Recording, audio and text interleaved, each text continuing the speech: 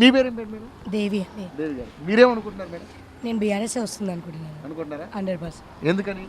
అంటే గోపన్న మంచితనము, పర్సనల్గా కూడా కొంచెం తన ఓన్ ఫండ్స్ పెట్టేసి కూడా ఇక్కడ చేశాడు.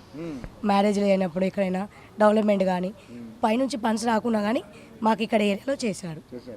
మీరు ఎప్పుడన్నా కలిస్తే కూడా కలిసేవాడండి? చాలా మంచి వ్యక్తి అండి, చాలా మంచి. మరి ఇప్పుడు తను చనిపోయారు, వాళ్ళ మిస్సెస్కి టికెట్ ఇచ్చారు. ఒకవైపు నవీన్ యాదవ్, సునీత గారు అండ్ లంకల్ దీపక్ రెడ్డి గారు, ఎలా అనిపిస్తుంది? ఇక నవీన్ యాదవ్ కొంచెము ఇక దౌర్జన్యంగా అంటే బెదిరింపులు చాలా ఉంటాయి. సో కానీ భయపడొద్దు, ప్రజలే మేమే బుద్ధి చెప్తాము ఖచ్చితంగా.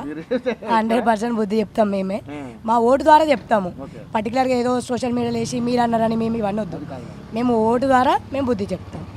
ఏంటండి ఖచ్చితంగా బీఆర్ఎస్ వస్తుంది, పక్కా అండి, పక్కా 200%. సో మరి పథకాలన్నీ అందుతున్నాయి మేడం, ఎందుకంటే మీరు కూడా మహిళలు, రేషన్ కార్డులు అని, మరి గ్యాస్ అని, అదేవిధంగా కరెంట్ అని, మీకు ముఖ్యంగా మహిళలకి 2500 ఇస్తా అన్నారు. ఇప్పటికీ చాలా బాకీపడ్డారు మీకు, మరి ఏంటి ఎలా ఎలా ఇవ్వట్లేదండి. ఓన్లీ ఒక ఫ్రీ బస్ అంటున్నారు. ఇప్పుడు నేను ఫ్రీ వాడుకుంటాను, ఓకే మీరు అన్నట్టు ఫ్రీ వాడుకుంటాను. ఇప్పుడు మా హస్బెండ్కి డబల్కే ఇస్తున్నారు కదా.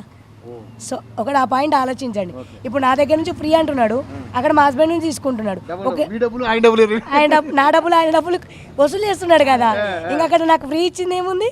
ఇప్పుడు మా హస్బెండ్ డైలీ జాబు, ఆయన ఖచ్చితంగా బస్కి వెళ్తాడు, ఖచ్చితంగా నావి అమౌంట్ ఆయన ఇద్దరు వసూలు చేస్తుండు.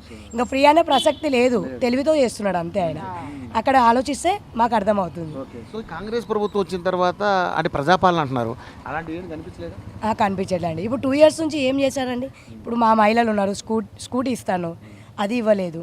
2500 అది అందలే, మీకు తెలుసు. ఇప్పుడు నేను మహిళను ఎవరైనా అందితే మీకు ఏదో ఒకటి చెప్తారు కదా, ఒక్కసారి అది కూడా అందలేదు.